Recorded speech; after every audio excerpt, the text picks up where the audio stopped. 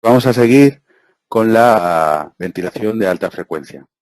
La ventilación de alta frecuencia no es más que una forma especial de ventilación, así que lo voy a plantear más bien como una manera de ventilar completamente diferente de lo que sabéis hasta ahora. Y al final de la charla estableceremos un poco las indicaciones y qué pacientes son subsidiarios de poderse beneficiar de esta charla. Bien.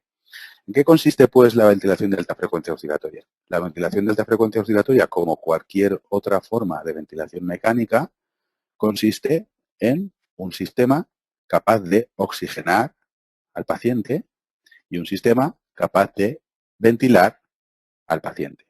Bien, ¿cómo produce la ventilación de alta frecuencia la oxigenación del paciente? La oxigenación del paciente en BAFO, en ventilación de alta frecuencia, se produce exactamente igual que como se produce la oxigenación en cualquier otro tipo de ventilación mecánica, que es disminuyendo el shunt intrapulmonar mediante un sistema que abre el pulmón y lo mantiene todo el ciclo respiratorio abierto. Es decir, el paciente es oxigenado en BAFO mediante una CPAP.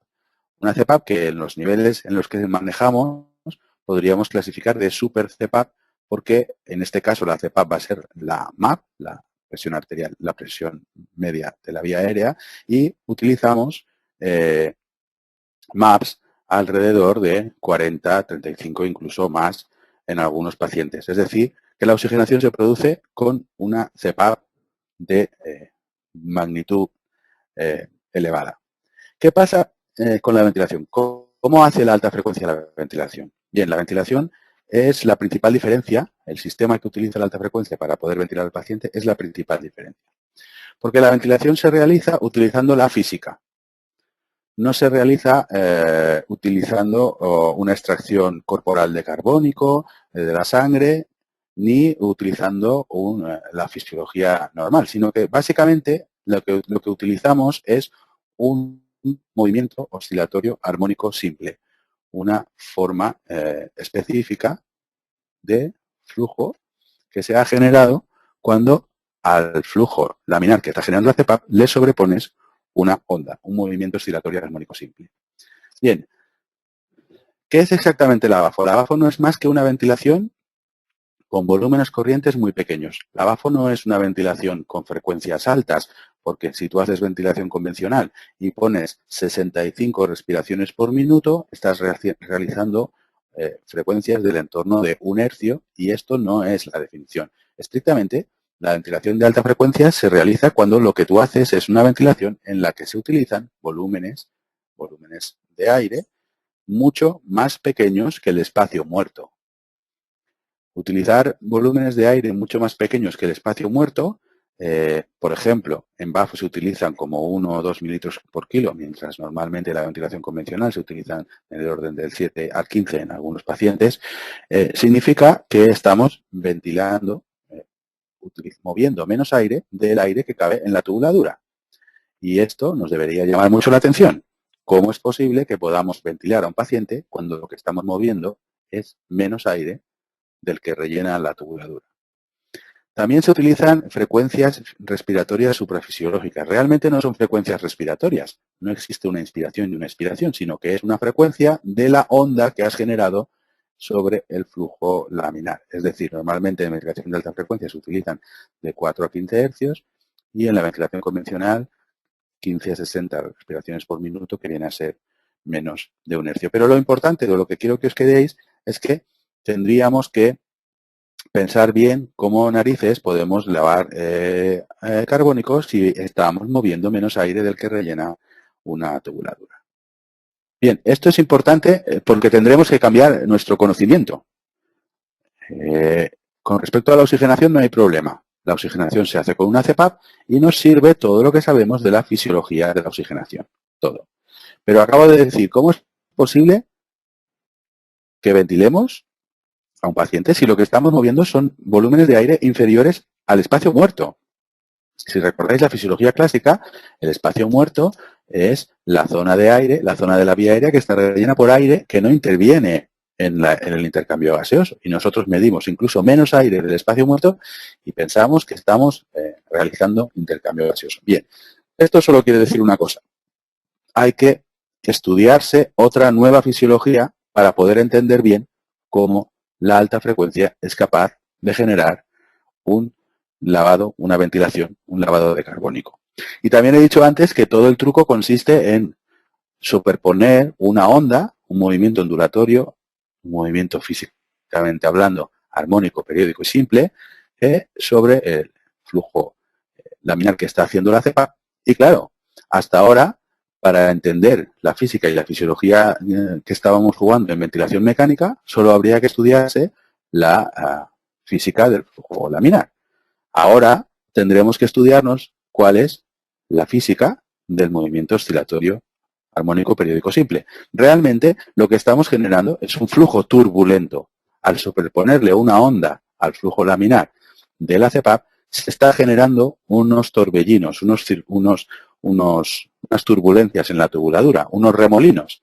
Estos remolinos son los que lavan el carbónico. Pero lo que está claro es que no nos sirve la física del flujo laminar. Tendremos que aprendernos la física del movimiento oscilatorio armónico simple.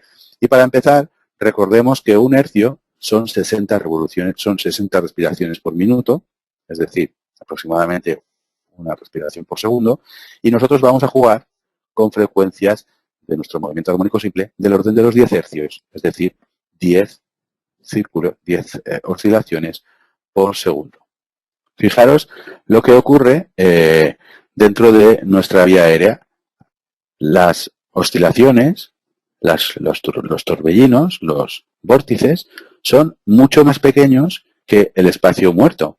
Y es este remolino, este flujo turbulento que yo he generado dentro del flujo laminar, el que es capaz de lavar el carbónico y desde luego en unas magnitudes físicas muy diferentes a lo que sabemos hasta ahora. Bien, lo único que podemos recordar y mantener de lo que sabemos hasta ahora, de la física de lo que sabemos hasta ahora, es el concepto de MAP. La MAP, la presión media en la vía aérea, no es más que la integral del área bajo la curva de la curva de presión-tiempo en un minuto, que ajustada con una fórmula sencilla es la fórmula que aparece aquí en la diapositiva. La MAP es la PEP más esta fórmula que está aquí, el gradiente pico menos PEP multiplicado por el tiempo inspiratorio partido por el tiempo total que dura un ciclo. Bien, la MAP es el parámetro resumen de toda la ventilación. No es más que un número, un cálculo que hace el software de nuestro respirador y es un número que nos expresa con un solo dígito, con un solo número, todo el resumen de cuál es el tratamiento ventilatorio que estamos haciendo. Bien, en ventilación convencional, esto es un cálculo matemático que nos da el software del aparato y no tiene ningún valor fisiológico. No hay ninguno de los volúmenes de la espirometría, ni capacidad pulmonar total, ni capacidad residual funcional, ni volumen tidal, ni volumen residual, ninguno de los volúmenes de espirometría que corresponda con la presión de la MAP. Sin embargo, en la ventilación de alta frecuencia, como luego veremos, no hay ninguna transmisión de la oscilación, es decir, no existe una presión de pico y una presión de PIP, con lo cual esta parte de la fórmula se reduce a cero y además utilizamos tiempos inspiratorios de duración despreciable. Es decir, que la MAP, si lo calculamos con la misma fórmula, se hace idéntica a la presión de PEP. Es decir, en BAFO la MAP sí que tiene una repercusión fisiológica. Es la presión a la que queda nuestra capacidad residual funcional. Es la conexión entre la convencional y la BAFO, el valor de la MAP. Como la PIP es el parámetro que está que está regulando la oxigenación en convencional, la MAP será el parámetro que regula la oxigenación en ventilación de alta frecuencia. ¿De acuerdo? Así que lo que tendremos que hacer es aprender fisiología y física de la MAP y la PEP, que es lo que nos va a dar la oxigenación, y después del movimiento oscilatorio armónico simple que vamos a superponer al flujo laminar de aire, que es el que nos hará lavar el carbónico. Bien, esto lo vamos a aplicar exactamente a la misma filosofía de la ventilación. Hemos quedado que ningún paciente se ventilará por debajo del volumen que él tiene cuando hace una apnea. Ningún paciente se ventilará por debajo de la capacidad residual funcional y ningún paciente se ventilará por encima de la capacidad pulmonar total. Es decir, que nosotros tendremos que poner una PEP para que el paciente se ventile en la zona óptima de su curva de complianza. Esto mismo, exactamente esto mismo, es lo que haremos tanto en convencional como en alta frecuencia. Hacer que el paciente se ventile siempre en la zona óptima de menos patología inducida por el respirador. ¿De acuerdo? En este caso, como lo veis, si yo represento la curva de presión-volumen a la izquierda de vuestra pantalla con los dos puntos de inflexión y represento la curva de presión-tiempo, veis cómo en ventilación convencional yo intento que las presiones de pico y de PEP se queden dentro de los puntos de inflexión superior e inferior de la curva y esto mismo se puede conseguir con la alta frecuencia. ¿Lo veis? Si excluimos la zona de sobredistensión y la zona de atelectasia o desreclutamiento, la ventilación convencional, el círculo verde, quedaría aquí un poquito entrando en las dos zonas peligrosas y la BAFO, a nivel teórico, podría realizarse estrictamente dentro de la zona saludable, de la zona no peligrosa. Así que, desde el punto de vista teórico, si llevamos al extremo la estrategia de ventilación del distrés respiratorio, es decir, poner una PIP por encima del punto de inflexión, no pasarnos de 35 de presión meseta y ventilarlo más veces porque el paciente tiene una constante de tipo corta y con ello intentar ajustar el valor de la hipercapnia o asumir hipercapnia permisiva, parece que a nivel teórico la BAFO pueda conseguir el mismo objetivo y parece, a nivel teórico, insisto, que podría ser con menos lesión inducida por la ventilación mecánica. Decía que es importante que para entender bien la ventilación de alta frecuencia nos planteemos que debemos aprender una nueva fisiología de la ventilación. La oxigenación ya hemos quedado que es igual que cualquier otra forma de ventilación, simplemente hay que disminuir el suelo intrapulmonar mediante una CPAP, en este caso lo hacemos con la MAP, pero la ventilación, el lavado de carbónico, tenemos que aprender una nueva fisiología. En ventilación convencional existen dos magnitudes diferentes. Una es el lavado de carbónico, una magnitud que se mide en el laboratorio de bioquímica, que es los gramos de carbónico que sacas de un cuerpo por minuto, y otra cosa que es los parámetros espirométricos de volumen minuto. El concepto de volumen minuto es un concepto de fisiología, pero de espirometría, y que no es más que la multiplicación del volumen corriente por la frecuencia respiratoria. Y lo importante de la ventilación convencional es que ambas magnitudes, el lavado de carbónico y el volumen minuto, son dos magnitudes que coinciden, que numéricamente coinciden, son idénticas.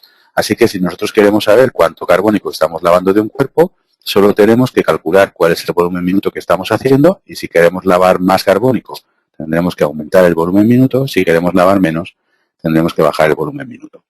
Bien, lo clave para entender la fisiología nueva de la ventilación, la que tenemos que hacer jugar en ventilación de alta frecuencia, es que si entendemos que son dos conceptos diferentes, uno el lavado de carbónico y otro los conceptos de los parámetros que estamos jugando, en este caso tendríamos que encontrar alguna manera de relacionar el lavado del carbónico con las dos magnitudes básicas del movimiento oscilatorio armónico simple, que como todo el mundo sabéis es la frecuencia y la amplitud.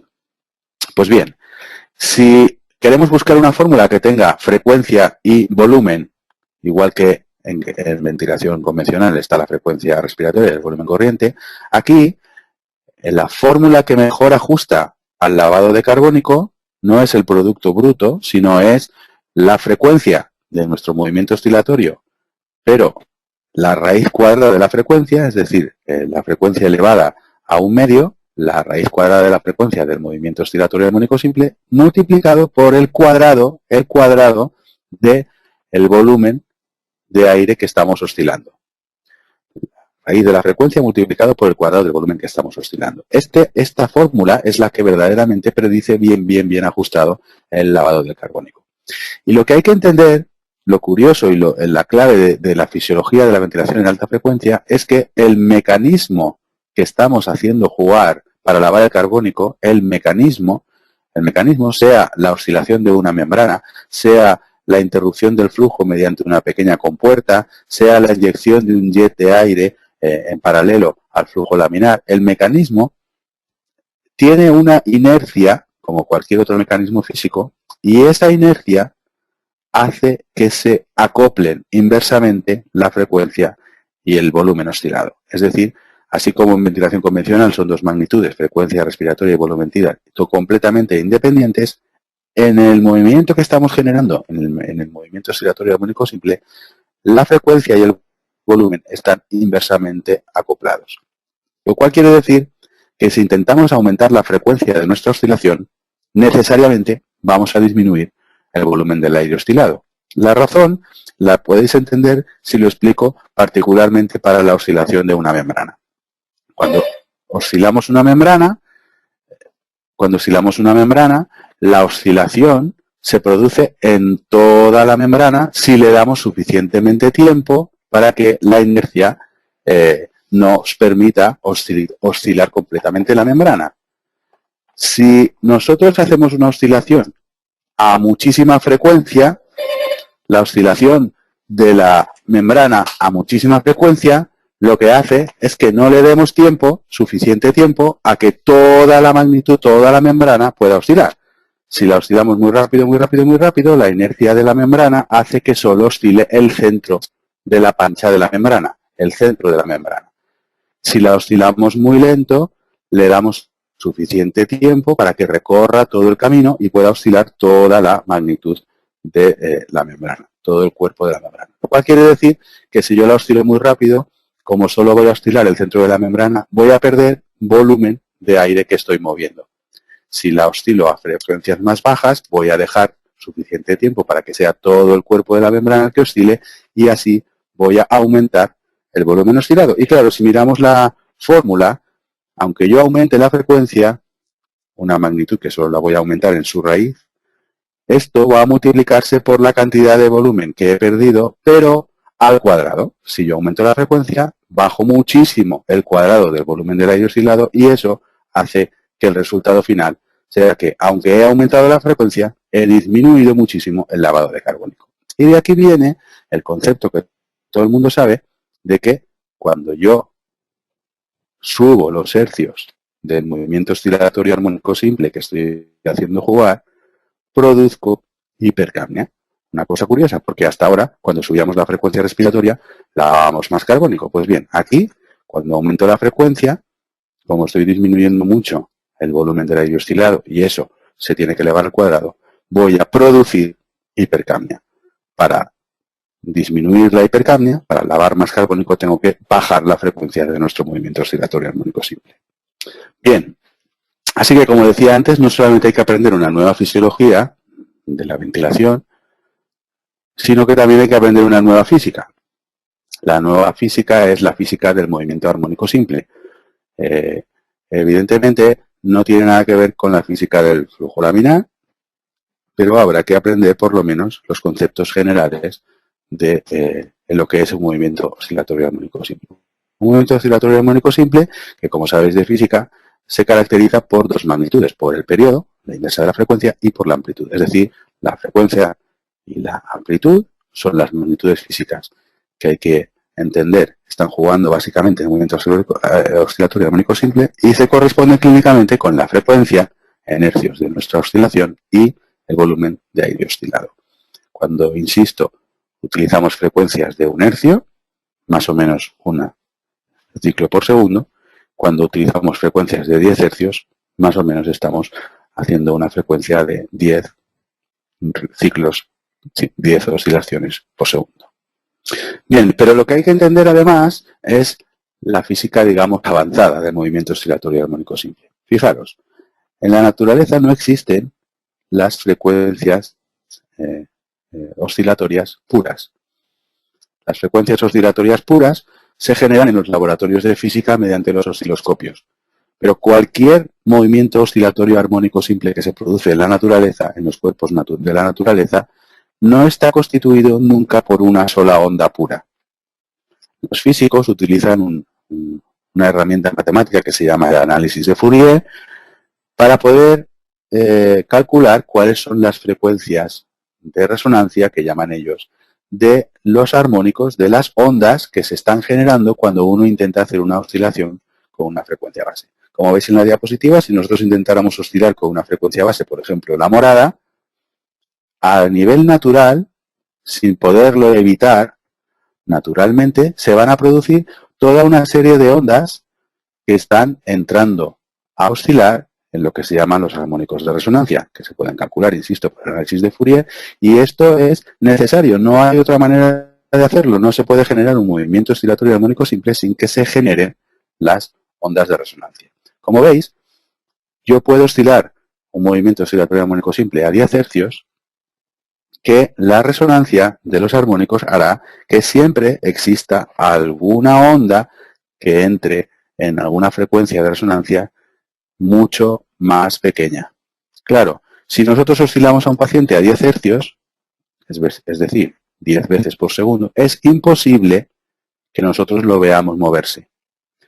Si nosotros oscilamos un paciente a 10 hercios con nuestro respirador de alta frecuencia y vemos que el paciente se está moviendo, es solo porque el paciente se está moviendo en una de las frecuencias de resonancia. Esto es muy importante para entender que si el paciente no está oscilando, la membrana del paciente no está oscilando en todo su recorrido y el paciente deja de moverse, es porque no se están generando los armónicos de resonancia.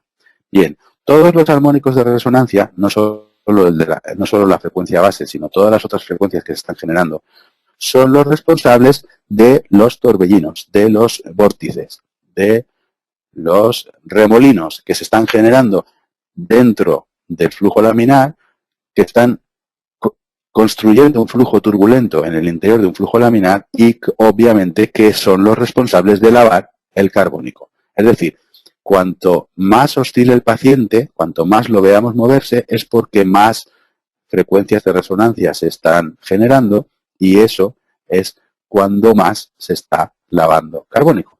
Si el paciente tiene una obstrucción del flujo de aire por una secreción, por una mucosidad, la membrana dejará de oscilar, nosotros veremos que el paciente dejará de oscilar en los armónicos de resonancia, insisto, se estará generando solo la frecuencia basal y nosotros veremos que el paciente deja de moverse. No porque se esté dejando de moverse en absoluto, sino porque como nosotros ya no somos capaces de percibir un movimiento tan rápido, pensaremos que el paciente está quieto. Solo lo veremos mover cuando el paciente entre a moverse en los armónicos de resonancia. Y esto es importante a nivel clínico, porque si el paciente no se mueve, si hemos perdido la resonancia, el paciente no lava carbónico. Bien, fijaros, esto es un poco lo mismo, pero para que lo entendáis mejor. Es decir, cuando uno genera una frecuencia fundamental, siempre aparecen frecuencias de resonancia. Tenemos que buscar que el paciente se esté moviendo, tenemos que buscar que el paciente esté oscilando para asumir que el paciente está lavando de carbónico. Si deja de moverse, el paciente está dejando de oscilar en todas las frecuencias derivadas de la frecuencia basal y eso está produciendo una menor lavada de carbónico. Bien, ¿cómo se transmite la presión? Bien, claramente en un paciente en el que estemos oscilando en frecuencias de 10 hercios, la duración de la oscilación es tan pequeña que es muy inferior de una constante de tiempo. Por eso se produce este fenómeno que está representado en la diapositiva. Aunque nosotros estemos oscilando a nivel de la membrana del respirador una presión en toda la magnitud de nuestro delta P, recordaremos que luego, lo veréis, más o menos jugamos con gradientes de delta P de presión de 40, 50 o 60 centímetros de agua. Esta presión tan grande no se puede transmitir hacia el alveolo. ¿Por qué? Porque las oscilaciones duran tan poquito tiempo, estamos hablando de 5, de 6, de 7, de 8, de 10 hercios, tan poquito tiempo que las oscilaciones duran menos de incluso la décima parte de una constante de tiempo. Y ya hemos quedado que las cosas que no duran en la vía aérea más de 5 constantes de tiempo no se transmiten a ningún sitio. Se producen solo en la tubuladura. Con lo cual, las oscilaciones que estamos realizando nosotros en el aire del flujo turbulento que está produciendo una oscilación de la presión a nivel de la membrana no se transmiten porque no duran 5 constantes de tiempo. ¿Veis? También se puede experimentar. En la literatura hay bastante literatura sobre experimentos en animales y se puede comprobar que cuando uno cambia la complianza o la resistencia, es decir, cuando uno cambia la constante de tiempo del sistema, la transmisión de la presión cambia muchísimo. De hecho, cuando uno aumenta la resistencia, por ejemplo a la derecha de vuestra diapositiva, veis cómo en los pacientes con constante de tiempo larga no se produce prácticamente ninguna transmisión de la presión desde la tráquea hasta el alveolo. Es decir, prácticamente el alveolo se queda sin presión aunque tengamos 25 de gradiente en la tráquea. Claro, cosas que nosotros estamos intentando generar a nivel de la tubuladura, por ejemplo, ondas o gradientes de presión para poder generar las turbulencias, no se van a transmitir a nivel alveolar. No se van a transmitir y eso quiere decir que no vamos a poder lavar nada del carbónico que está lavando nuestra turbulencia. Es decir, básicamente el paciente candidato mejor a ser ventilado con ventilación de alta frecuencia es el paciente con constante de tiempo corta en las cuales las oscilaciones que nosotros generemos a nivel de la boca del paciente se transmitan a nivel del alveolo. ¿Por qué? Porque serán los torbellinos que vayan por dentro de la tubuladura y de la vía aérea del paciente el que lave el carbónico. ¿De acuerdo? Cuando el paciente tiene una constante de tiempo muy larga, no se genera ningún torbellino en ningún lado y el paciente no se puede ventilar con ventilación de alta frecuencia.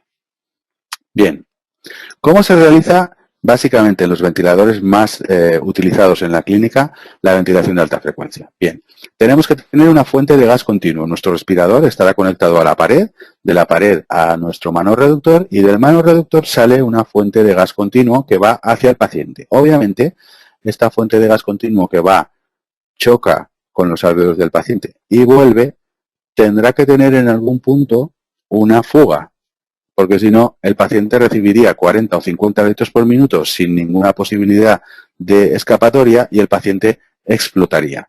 Es decir, hay un flujo continuo de gas que entra desde la máquina hacia el paciente y fuga en algún punto de la tubuladura. Todo el mundo conocéis que el respirador más utilizado en España en la clínica, que es el SensorMedics, tiene una fuga en las piezas blancas que están cerca de la membrana. Bien, sobre esta fuente de gas continuo hacia el paciente, generamos un movimiento oscilatorio armónico simple en el flujo utilizando una membrana, un diafragma o un pistón para generar el movimiento de oscilación en el flujo del gas. Bien, son oscilaciones de alta frecuencia en la presión de la columna del gas del circuito y es esto lo que genera el flujo turbulento. ¿De acuerdo?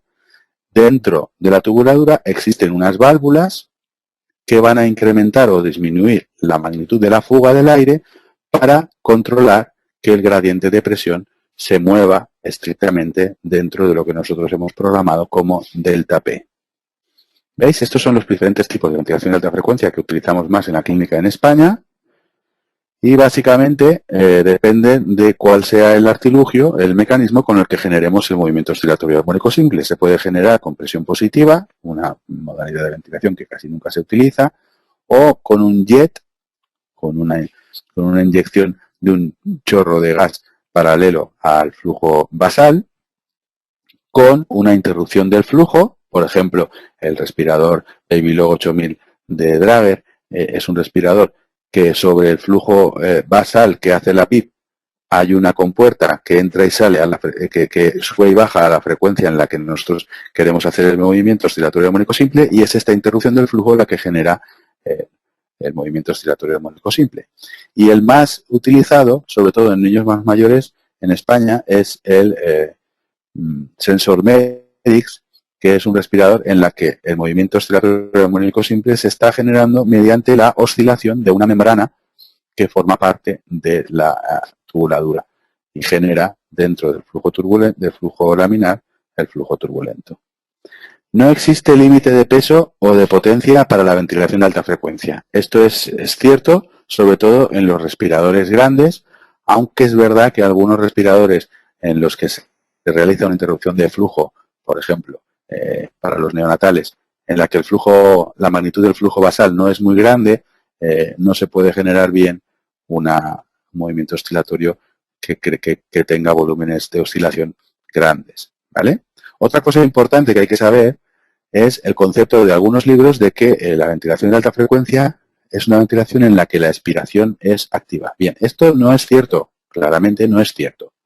Estrictamente, en ventilación de alta frecuencia no se puede hablar de inspiración ni expiración, porque no estamos moviendo aire capaz de realizar todo el volumen de espacio muerto más el volumen corriente y luego todo el volumen corriente más el volumen de espacio muerto. No, solo estamos moviendo aire en menos magnitud de la que rellena el espacio muerto.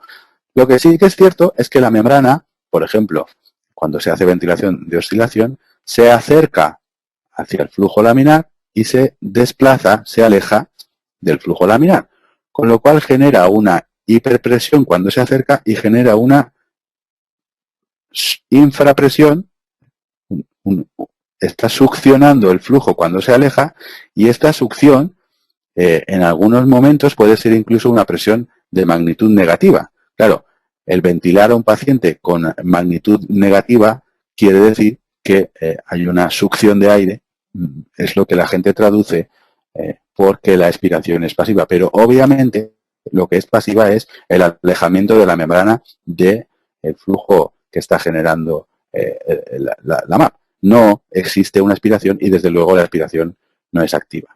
También es muy importante que tiene que haber una humidificación muy adecuada. El paciente tiene que oscilar, ya lo he dicho, para generar todos los armónicos del movimiento oscilatorio armónico simple que van a ser los responsables de lavar el carbónico. Se tiene que producir la resonancia, se tienen que producir las frecuencias derivadas, se tiene que producir el lavado del carbónico mediante los torbellinos que vamos a generar.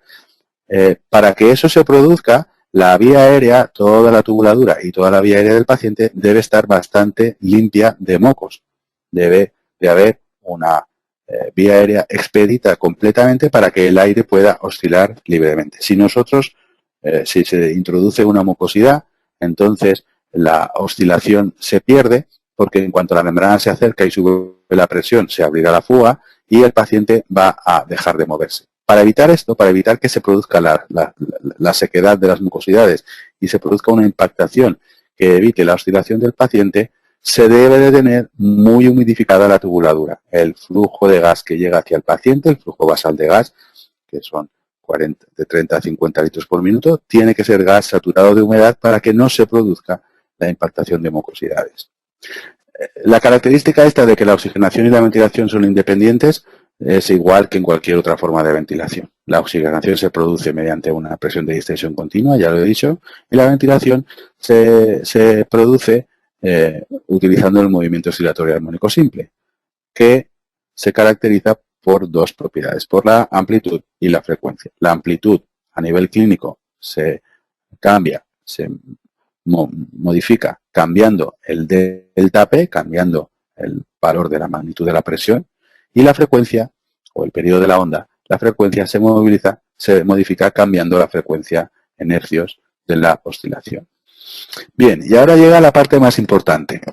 Creo que todo el mundo habéis entendido bien que hay que estudiarse una fisiología nueva, creo que todo el mundo habéis entendido bien que hay que estudiarse una física nueva, que todo el mundo habéis entendido que hay que crear un ventilador diferente de los respiradores que tenemos hasta ahora por las características del movimiento oscilatorio armónico simple.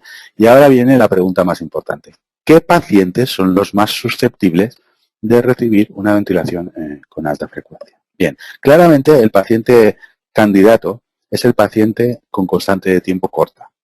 Es el paciente con problemas de oxigenación. Es el paciente de distrés respiratorio agudo. El paciente que teóricamente más sería candidato a beneficiarse sería el paciente de distrés respiratorio. Bien, el problema es que esto es la teoría. Esto es una hipótesis muy bonita, muy perfecta, muy plausible, pero no existe evidencia experimental en humanos, no existe ningún experimento con pacientes reales en la especie humana que demuestre que esta hipótesis es cierta. No existe. No existe evidencia científica que demuestra que en el contexto del distrés respiratorio agudo es superior la alta frecuencia de la ventilación convencional. Para el único paciente en el que existe una evidencia circunstancial de que podría ser superior es para el paciente con escape aéreo. Insisto, muchos hospitales se utiliza como técnica de rescate. Voy a enseñaros la evidencia. Fijaros, este es un metaanálisis de British Medical Journal del 2010 en el cual se estudian, se analizan juntos todos los ensayos clínicos en humanos en los que se ha intentado comprobar si funciona mejor la alta frecuencia con respecto a la ventilación mecánica convencional. Bien, son metaanálisis mezcla de niños y de adultos y a nivel global, si los juntáramos todos, parece, como pone aquí, en la línea inferior de la derecha, 0,77 entre 0,61 y 0,98, que la alta frecuencia es mejor que la convencional. Bien, pero el problema está en que si nosotros leemos el detalle del metaanálisis, en la siguiente tabla nos daremos cuenta de un detalle muy importante, que es el siguiente. Si nosotros clasificamos a los artículos, como veis en esta diapositiva, abajo pone Lung Protective Ventilation. Si clasificamos a los artículos en dos grupos, aquellos en los que se hace competir a la alta frecuencia frente a la convencional, pero en los que se obliga a que los pacientes ventilados en convencional sean ventilados con una estrategia de protección pulmonar, como veis, no existe evidencia experimental de que funcione la alta frecuencia.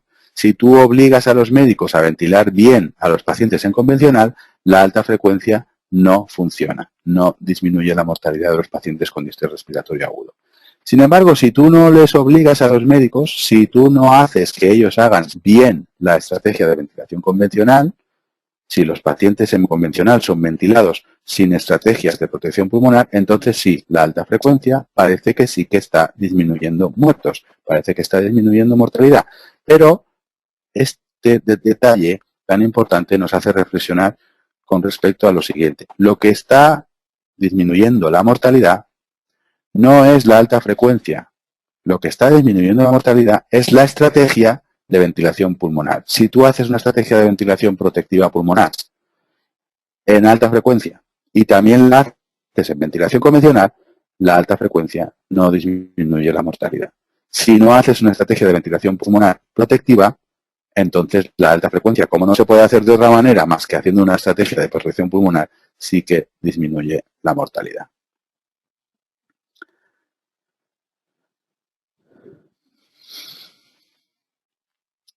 Fijaros que incluso este metaanálisis del 2010 se ha visto reforzado por los dos últimos ensayos clínicos que se publicaron este mismo año en New England. El primero es este, el estudio OSCAR, son 600 pacientes. Los pacientes, como veis, a la entrada tienen un UPF muy bajito, no están bien reclutados, ¿vale?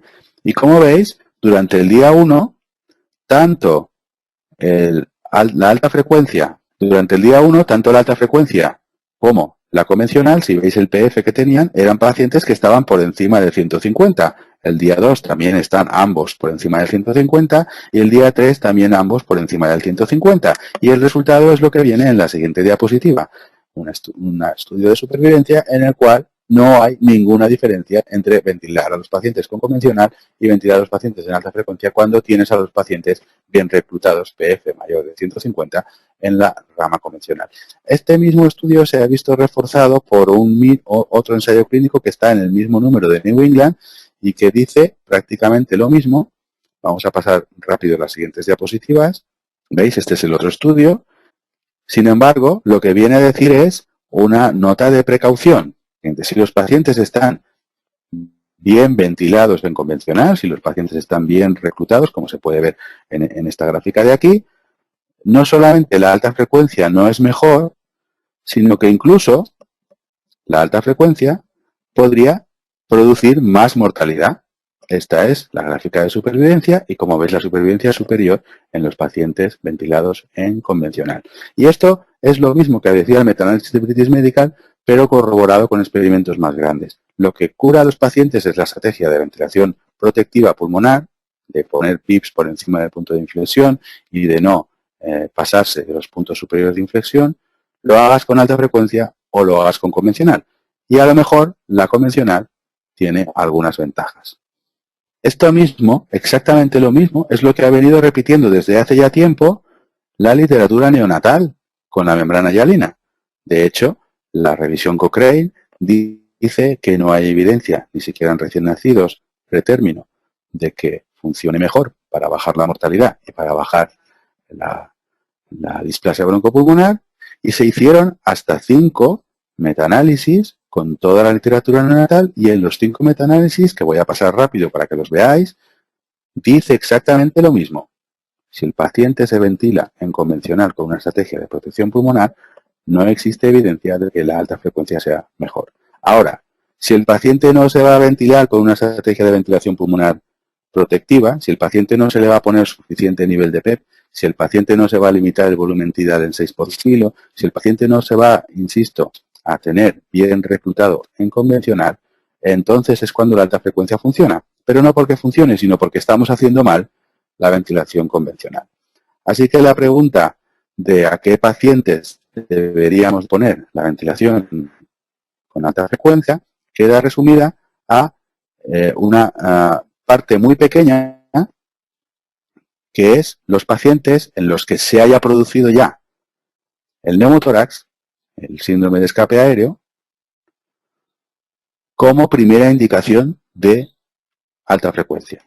Para el resto de los pacientes en distrés respiratorio agudo o membrana hialina, no existe ninguna evidencia experimental en humanos que diga que es mejor la alta frecuencia con respecto a la ventilación convencional. Lo cual quiere decir, volviendo un poco ya a la clínica particular de cada uno de nosotros, que lo importante, lo clave para curar a un paciente de distrés respiratorio es que apliquemos una estrategia de protección pulmonar. Que si nosotros nunca hemos utilizado PIBs mayores de 12, o si nosotros no, el ambiente en el que nos movemos, la gente empieza a ponerse muy nerviosa cuando las presiones empiezan a subir, o tenemos una unidad que tradicionalmente los pacientes han sido pasados a alta frecuencia y con alta frecuencia hemos conseguido unos valores de mortalidad inferiores, probablemente lo más inteligente sea hacer la estrategia de protección pulmonar con alta frecuencia. Pero si nosotros no tenemos respirador de alta frecuencia, no lo tenemos porque no nos hemos podido gastar el dinero en tenerlo, no es una estrategia inteligente comprar un respirador de alta frecuencia porque el mismo efecto se puede producir exactamente el mismo, la misma disminución de la mortalidad, si lo que hacemos es la estrategia de protección pulmonar bien hecha con un respirador convencional. No hay ninguna evidencia de que sea la alta frecuencia la que cura a los pacientes.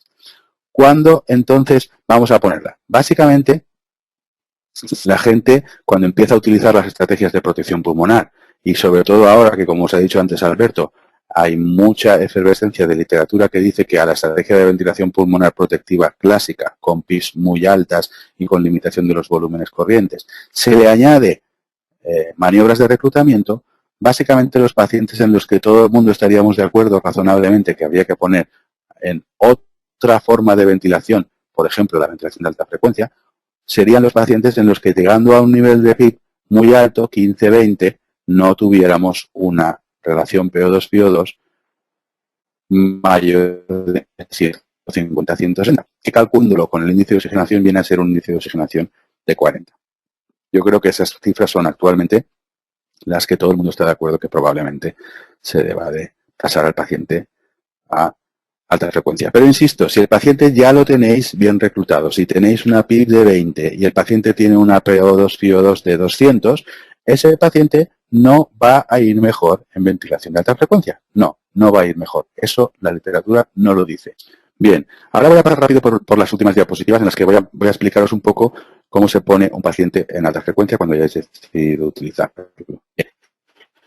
La monitorización básicamente la misma que tenéis que un paciente inestable en ventilación convencional de parámetros máximos. Hay que controlar las presiones de llenado del corazón, hay que hacer la gasometría y después digamos que hay que mantener al paciente hemodinámicamente soportado porque lo que va a pasar con la PIB desde luego es que se va a deprimir la hemodinámica, pero lo que ya hemos quedado, lo que vais a hacer no es bajar la PIB sino soportar la hemodinámica.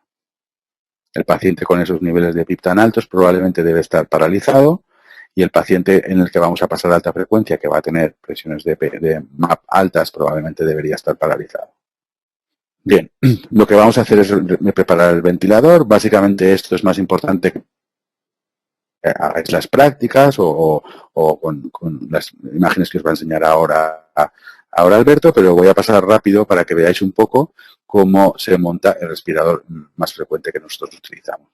Bien, decía que simplemente para la hora de montarlo, esta es la parte más importante del montaje, donde suele fallar si hay algún problema, que son las válvulas que van a controlar el destape y hay que encastrarlas bien en lo que es la tubuladura. Aquí está un poco la foto del montaje. Primero hay que montarlo dentro, después hay que hacer el clic para que se pueda sellar perfectamente. ¿Veis? Esta es la posición en la que queda. Aquí está la tubuladura y luego se conectarán las válvulas mediante unos tubitos de colores a su correspondiente sensor que queda dentro del aparato para poder saber exactamente la magnitud de la MAP que queréis hacer y la magnitud del delta P.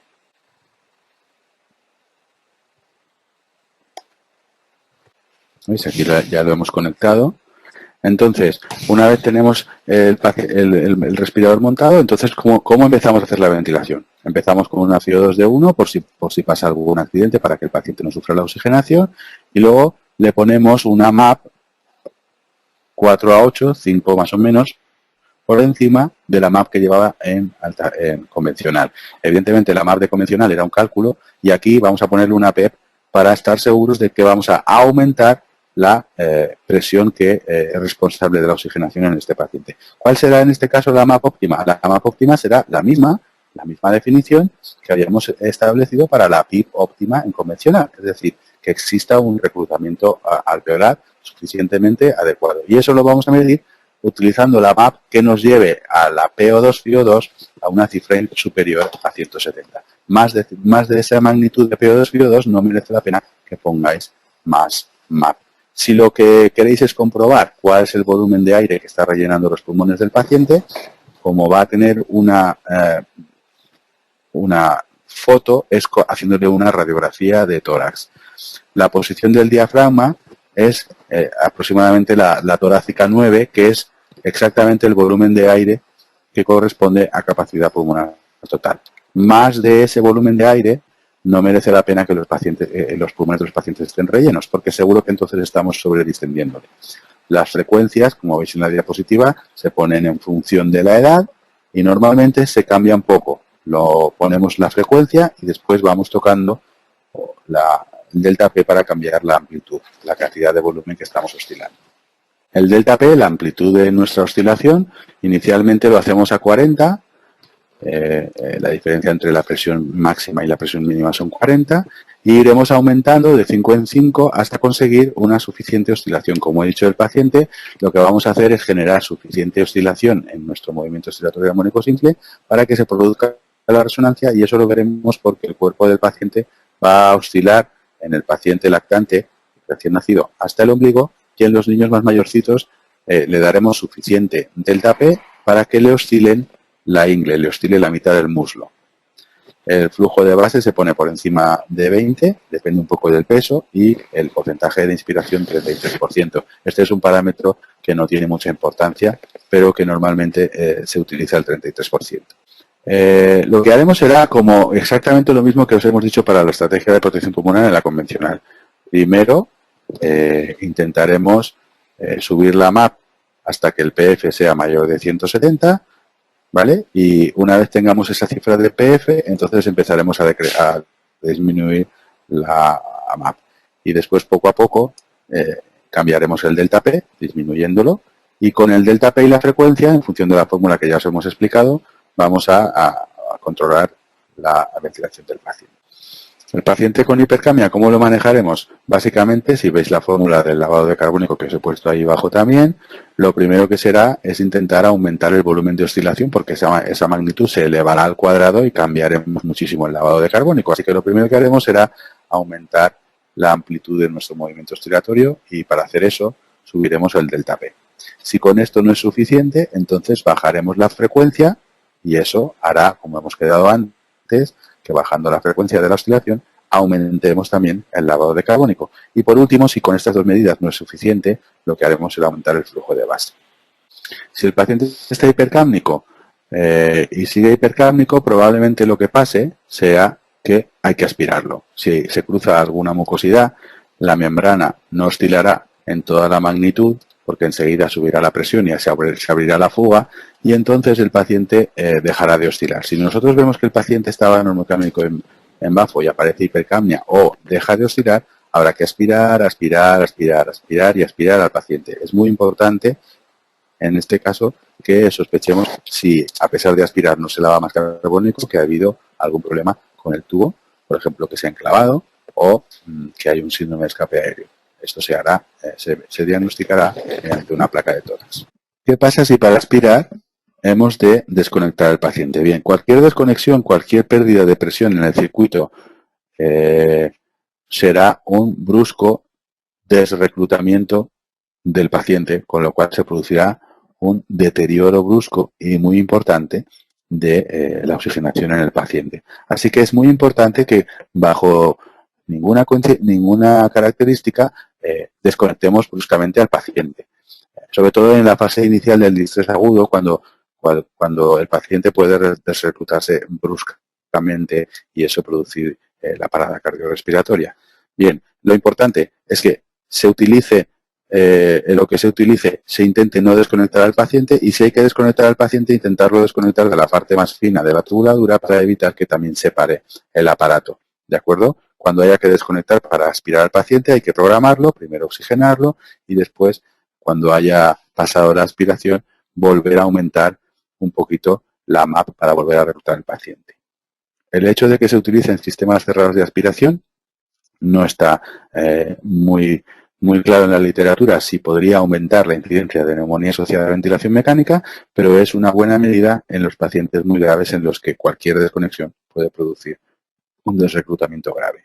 Ya hemos quedado que el patrón de vibración es muy importante y siempre hay que estar comprobando que el paciente oscila la ingle o oscila el ombligo. Y si el paciente deja de oscilar, es decir, si el paciente deja de resonar, es decir, si se dejan de generar los remolinos, el paciente habrá que aspirarse, porque si no, no se producirá el lavado de carbónico. Acordaros que el paciente tiene que resonar. La auscultación no sirve mucho, pero tampoco es inútil. Lo que pasa es que para oír bien el corazón hay que desconectar al paciente para poderlo oír. A veces, si hay cambio en la auscultación, cambia la intensidad o el tono puedes pensar que hay algún problema con las secreciones.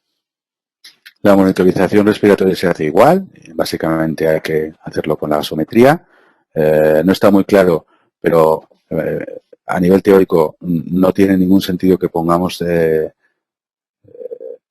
capnógrafo porque no existe expiración. Es imposible pretender que se pueda medir el carbónico del final de la ventilación tidal porque no existe la ventilación tidal en alta frecuencia. Ya hemos dicho antes el tema de la placa, es importante saberlo porque más allá de torácica 9, el paciente está oscilándose a un volumen pulmonar superior a la capacidad pulmonar total.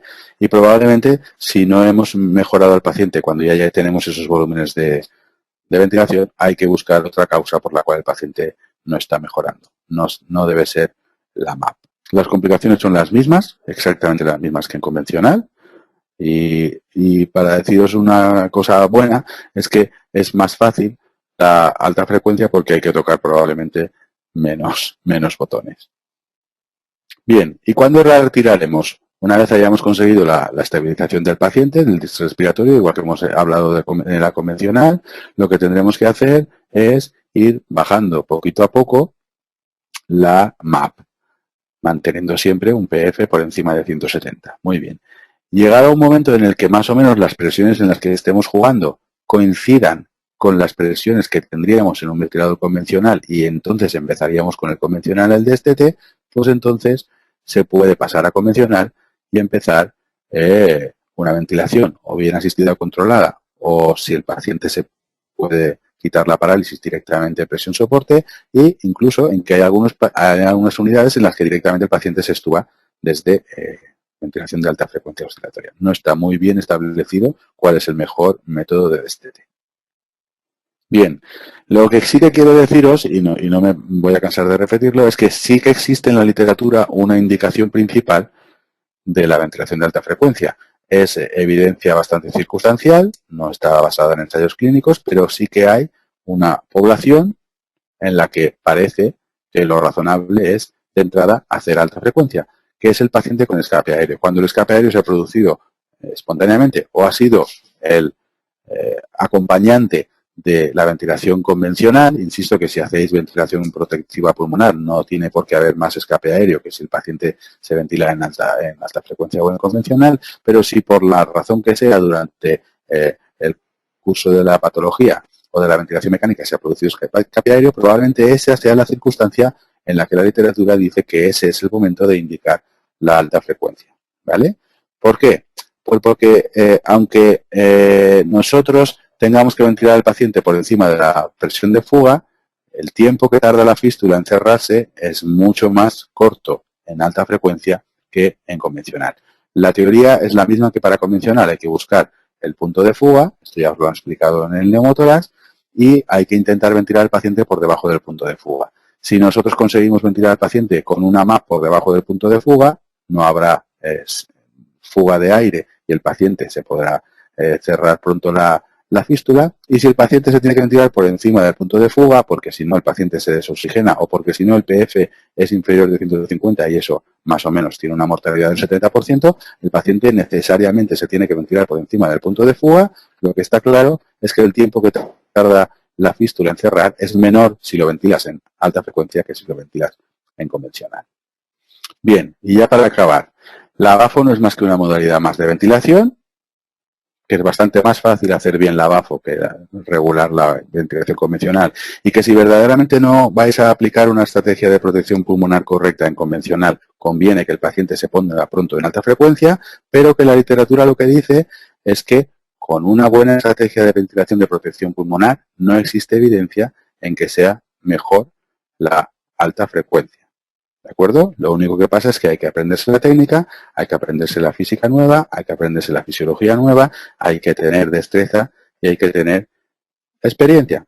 Y si el paciente no responde, si seguimos con el paciente desoxigenado y el paciente, a pesar de incrementar la MAP, sigue desoxigenado y ya tiene 9 espacios en la placa, probablemente haya que buscar otra causa de shunt que no sea el shunt intrapulmonar. Probablemente ese paciente se va a beneficiar con óxido nítrico o hay que buscar otra manera de intentar que el paciente se oxigene.